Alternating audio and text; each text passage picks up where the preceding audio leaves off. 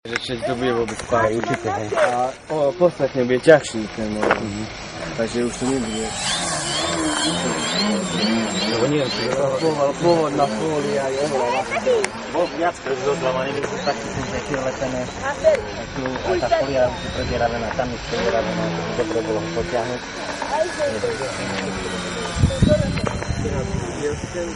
A fotky sa mi dá. To má oni. Zolotea. Tak aby to 50 €.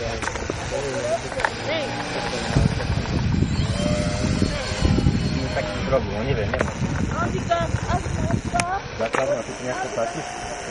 To mi jeden chalan, kde mal si dal, ja som teda počíval pôvodu. To by urobil aj mňa. Pôvodu. Když povieš, že to páči, povieš všetko, že chcem to tak. Hlavne to bolo dobre, že to bolo. Nikam mi vyrábal. Áno! Ani by si nepovedal, že to je rád. Tam je prerok, prerok.